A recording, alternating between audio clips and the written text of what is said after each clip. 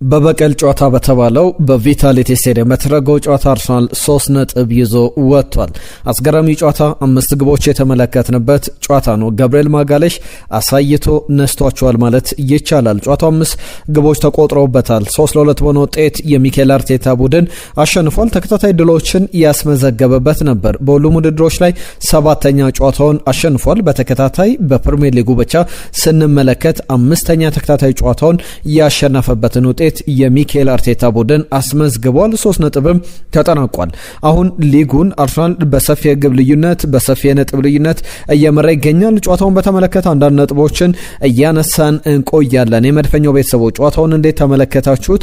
ቤት የአርሰናል ቻናል ላይ ትገኛላችሁ። ትናንትና ዛሬም በሰራናቸው ቪዲዮዎች ላይ ስናነሳቸው የነበሩ ጉዳዮች አሉ። በዚህ ጨዋታ ላይ ዴክላን ራይስ ባለፈው የአስቶን ቪላ ወሳኝ ጨዋታ ላይ አልነበረምና በዚህ ጨዋታ ላይ ይደርሳል አይደርስም የሚለው ትልቁ ጥያቄ ነበር። ዴክላን ራይስ እንደሚሰለፍ ወይም ደግሞ ከቡድኑ ጋር እንደተጓዘ የመጨረሻ ውሳኔ ደግሞ የሚኬል አርቴታ ቡድን እንደሚወስን ስናነሳ ነበረ። በመጨረሻም ዴክላን ራይስ በሜዳ ላይ ተሰልፈው 2 ግቦችን አስቆጥሯል። ጨዋታው ድራማዊ ክስተቶች ነበሩበት። ገብርኤል ማጋሌሽ የመጀመሪያዎቹ ደቂቃዎች ላይ በተለይ 10ኛው ደቂቃ ላይ ለኤቫኒልሰን ለብራዚላዊ አጥቂ የሰጠው ኳስ በግልጽ አርሰናል እንዲመራ ምክንያት የነበረ ነበር። በጣም ግልጽ ስህተት ነበር።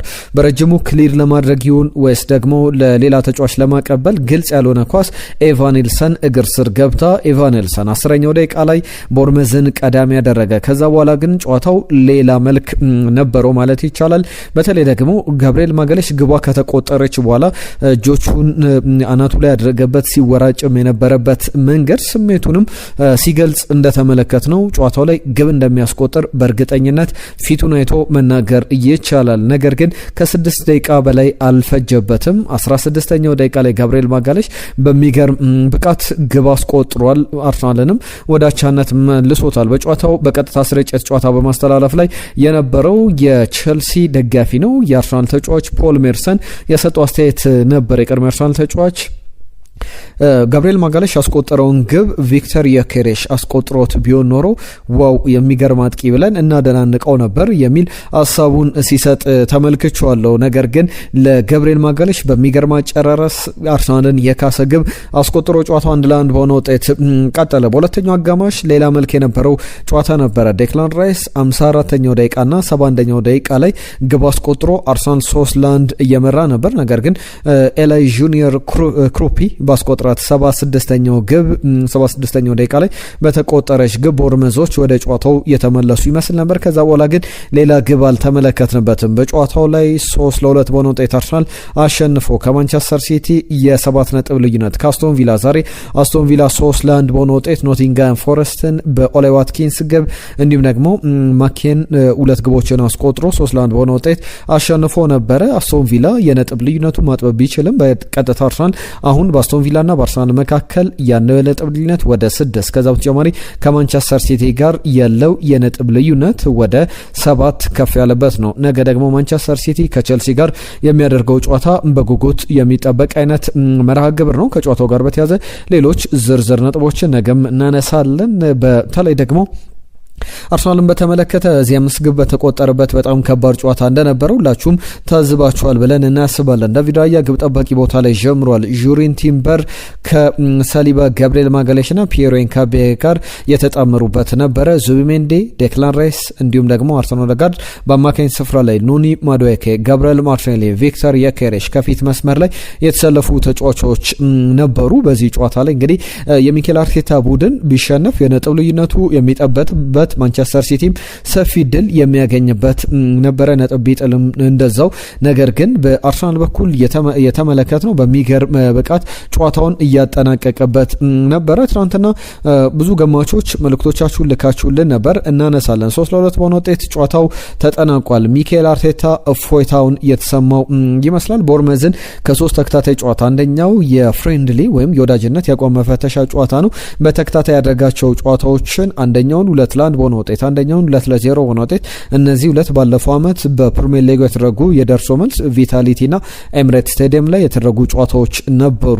ነገር ግን በወዳጅነት ጨዋታ 1-1 በሆነ ውጤት የተጠናቀቀ ጨዋታ ነበረ። ከነዚህ ጨዋታዎች ከ3 ጨዋታዎች በኋላ የሚኬል አርቴታ ቡድን የአንዶኒ ኢራዮላን ቦርመዝ ማሸነፍ ችሏል። አሁን ሞመንተሙን ማስቀጠል የሚችልበት ሰፊ እድል አለ። ከጋብሪኤል ማጋሌሽ ጋር በተያያዘ አርሰናልን እንግዲህ ዋጋ የሚያስከፍል ስህተት የሰራ ይመስል ነበር። የመጀመሪያዎቹ ደቂቃዎች ላይ 10ኛው ደቂቃ ላይ ኤቫን ኔልሰን ላስቆጠራት ግብ እሱ ነበር አመቻችቶ ያቀበለው። በሚገርም ሁኔታ አሲስት አድርጎ ነበር። ነገር ግን ራሱ መልሶ ግብ አስቆጥሯል። ከጋብሪኤል ማጋሌሽ ጋር በተያያዘ ስለ ግብ አስቆጣሪነቱ፣ ስለ ቡድን መሪነቱ፣ ስለ ተከላካይነቱ ብዙ ጥያቄ የሚነሳ አይደለም።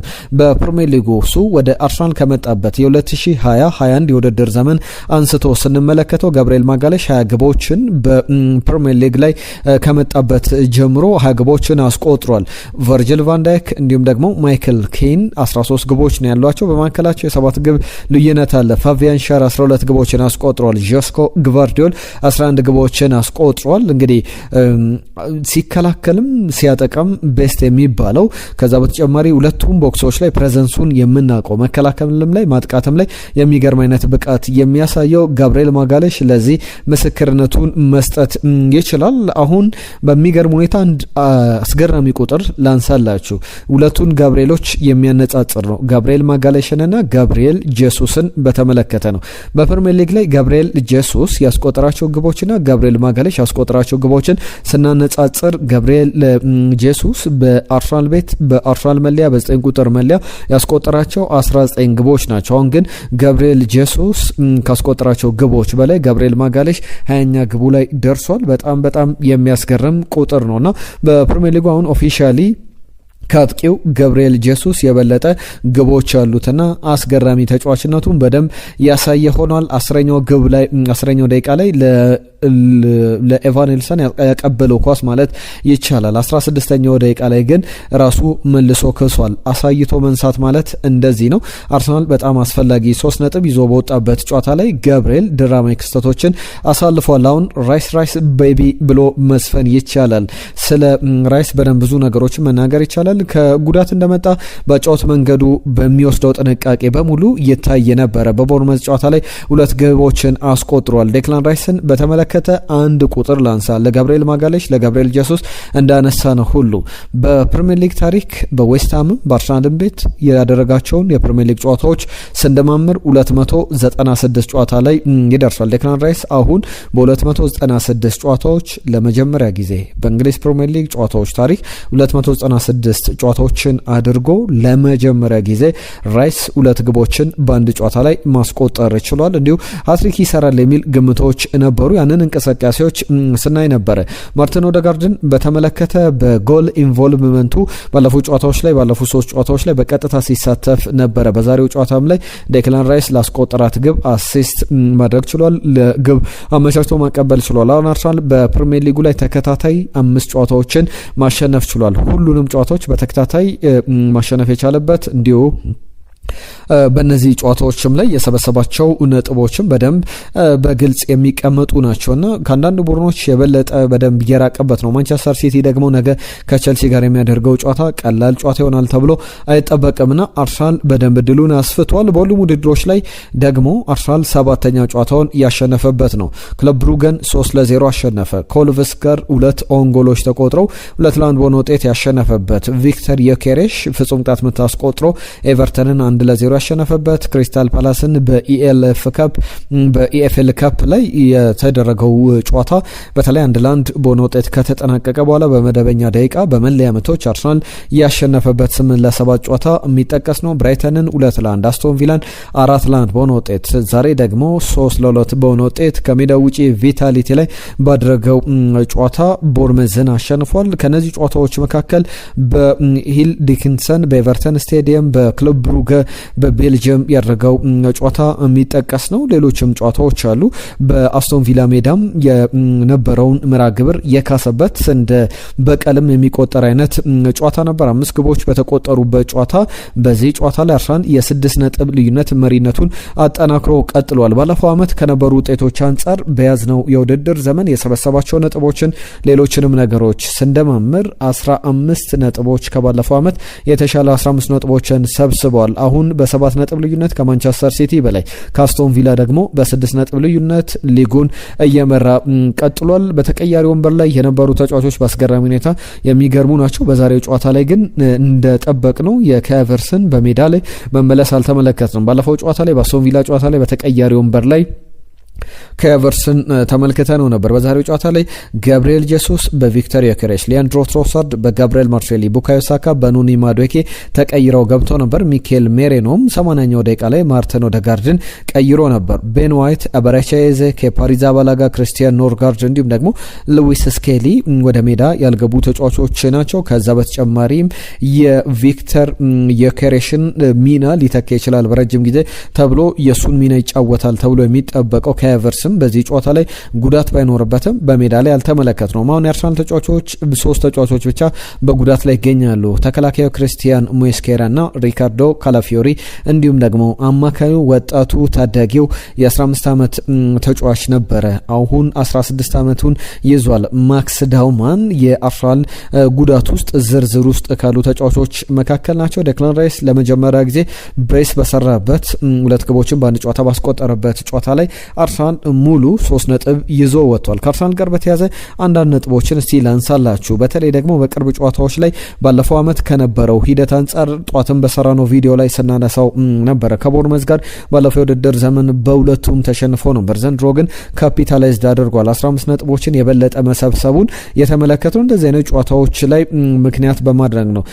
ከብራይተን ጋር በኤምሬትስ ስቴዲየም ያደረገው ጨዋታ ባለፈው የውድድር ዘመን በአቻ ውጤት የተጠናቀቀ አንድ ለአንድ የቦነ ውጤት የተጠናቀቀ ነበር። በዚህኛው ውድድር ዘመን ግን አርሰናል ብራይተንን አሸንፏል። ከክሪስታል ፓላስ ጋር በኤፍኤል ካፕ ያደረገውን ጨዋታ በመለያ ምት ቅድም እንዳሸነፈ ሳነሳላችሁ ነበር። ከኤቨርተን ጋር በጉዲሰን ፓርክ ባለፈው የውድድር ዘመን ባቻ ውጤት ነበር ያጠናቀቀው። በያዝነው የውድድር ዘመን ግን በሂል ዲኪንሰን ስቴዲየም ጨዋታውን አርሰናል 1-0 በሆነ ውጤት አሸንፏል።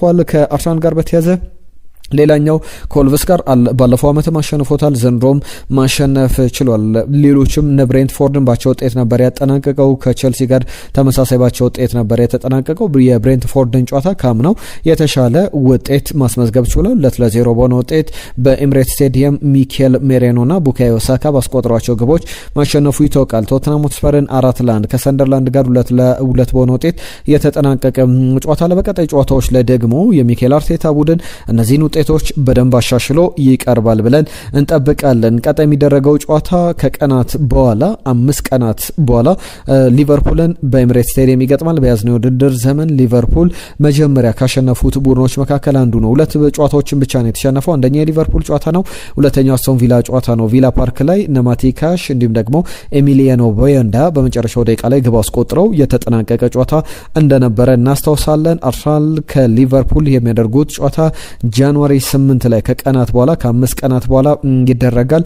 የጨዋታ ሌላ ወሳኝ መርሃ ግብር ነው። ከዛ በኋላ ፖርትስመዝን ይገጥማል። ቼልሲ፣ ኖቲንጋም ፎረስት፣ ኢንተር ሚላን፣ ማንቸስተር ዩናይትድ በተከታታይ ከአርሰናል ጋር የሚጫወቱ ቡድኖች ናቸው። እንግዲህ ቼልሲ፣ ሊቨርፑል፣ ኖቲንጋም ፎረስት፣ ኢንተር ሚላን እንዲሁም ደግሞ ማንቸስተር ዩናይትድ ቀጣይ የአርሰናል ተጋጣሚዎች ናቸው። አሁን ፕሪሚየር ሊጉን በ48 ነጥቦች እየመራ ይገኛል። በአጠቃላይ በጎል ዲፍረንስ 26 ንጹህ ግቦች አሉት። ከማንቸስተር ሲቲ እኩል ንጹህ ግቦችን ይዞ ተቀምጧል። 48 ነጥብ ከማንቸስተር ሲቲ አሁን የ7 ነጥብ ልዩነት አለው። አስቶን ቪላ 42 ነጥቦችን ይዟል። በመካከላቸው የ6 ነጥብ ልዩነት አለ። ከሊቨርፑል ጋር የነጥብ ልዩነቱ ወደ 15 ከፍሏል።